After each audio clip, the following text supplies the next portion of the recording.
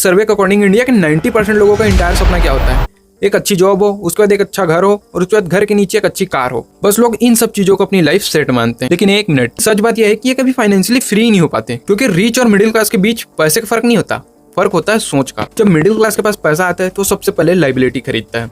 वो पहले कार लेगा, घर लेगा और क्रेडिट कार्ड लेगा, फिर इनके बिल पूरी जिंदगी भर भरेगा। भाई आज तो जिस फोन से ये वीडियो देख रहे हैं ना, उस फोन में 2 सिम लगी है, क्योंकि एक बंद हो जाए तो एक तो काम ही करेगा, एक बैकअप के लिए होना चाहिए ना। हाँ, लेकिन तू आज भी एक इनकम पे टिका हुआ है और इसी इनकम पे तू अपने सारे खर्चे मैनेज कर रहा है। लेकिन ट्रस्ट मी, एक इनकम पे डिपेंड होना बहुत ही मुश्किल है, और आज से 10 साल बाद तो नेक्स्ट तो इम्पॉसिबल है भाई। और उसी सर्वे में ये भी बताया गया कि इंडिया के 80% लोग अपना 70% पैसा खर्च कर देते हैं और उनके पास इन्वेस्ट करने के लिए पैसा बचता ही नहीं है। लेकिन रिच माइंडसेट क्या बोलता है पता है? कभी भी एक इनकम पे डिपेंड ही नहीं होना है। वो मल्टीपल इनकम स्ट्रीम्स बना के रखते हैं, कभी एक भी डूबा तो दूसरा तीसरा तो बचा ही लेगा। भाई आज लोग गर्लफ्रेंड का अकाउंट स्टॉक करने के लिए 4 अकाउंट यूज करते हैं। भाई तुम आज भी एक ही इनकम पे टिके हो, जबकि रिच लोग 3 या 4 इनकम पे डिपेंड करता है। कम से कम एक इनकम अगर बंद हुआ तो दूसरा या तीसरा इनकम ऐसा जो अपन को स्टेबल रखेगा, अनस्टेबिलिटी नहीं आने देगा लाइफ। और इसी सर्वे में रिच लोगों का माइंडसेट बताया गया कि उनके पास पैसा आता है तो वो पैसे कहाँ लगाते हैं? वो अपना पैसा कैश फ्लो में लगाते हैं। अगर उनके पास पैसा आया तो वो ऐसी जगह लाएंगे जहां से उनको पैसा रिटर्न आए। रेंट, प्रॉपर्टी, बिजनेस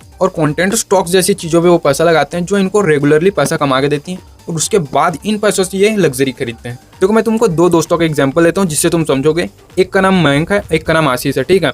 आशीष और मयंक दोनों एक ही कंपनी में काम करते हैं, दोनों की एज 28 साल है, दोनों को 70,000 की पेमेंट मिलती है, ठीक है। आशीष बोलता है नहीं मेरे को अभी कार लेना है, मेरा पेमेंट अच्छा है, तो आशीष महिंद्रा फॉर्च्यूनर 20 लाख का, ठीक है, और उसकी किस्त बनती है 25,000 की। और उसी की जगह मयंक बोलता है कि नहीं भाई अभी मैं अभी चल जाऊँगा बाइक में। वो बोलता है कि मैं अभी एक फ्लैट ले लेता हूँ जिससे मेरे को रेंटल इनकम आए। तो मयंक को 15,000 रेंटल इनकम आता है अपने फ्लैट से, और आशीष 25,000 EMI भरता है कार की। और 5 साल बाद आशीष के पास होती है उसकी EMI खत्म और उसकी कार हो जाती है पुरानी।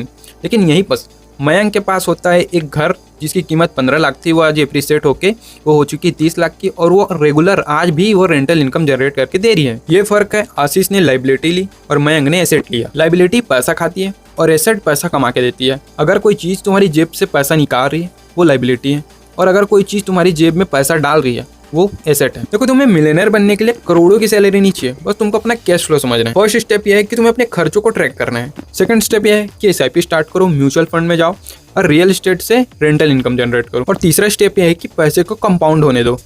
तुम्हारा असली दोस्त वो दोस्त नहीं जो तुम्हें सुट्टा पिलाता है या तुम्हें गेड़ी मारवाता है या तुम्हें लौंडीबाजी करवाता है। तुम्हारा दोस्त वो है जो टाइम है, जो तुम्हारा बेस्ट फ्रेंड है, क्योंकि वही तुम्हें पैसा कमा के देने वाला है। टाइम ही तुम्हें पैसा कमा के देगा। पता है मिडिल क्लास सोच क्या बोलती है कि अभी पैसे नहीं है इन्वेस्ट करने के लिए, और उसी की जगह रिच माइंडसेट क्या बोलता है पता है? अभी पैसे नहीं है इसीलिए और ज़्यादा जरूरी है कि पैसे इन्वेस्ट करूँ क्योंकि कल मेरे पास पैसा हो। ये डिफरेंस है थॉट का जो तुम्हें मिडिल क्लास से रिच तक ले जाता है, और यही थॉट डिफरेंस ही डिसाइड करता है फ्यूचर। तो अगले 10 साल में या तो तुम किसी के यहाँ काम कर रहे होगे या तुम्हारे एसेट तुम्हारे लिए काम कर रहे होंगे। तो तुम कॉमेंट्स बताओ कि तुमने एसेट लिया या लाइबिलिटी खरीदी। और कुछ वैल्यूएबल चीज़ पता होगी तो लाइक, शेयर एंड सब्सक्राइब कर देना।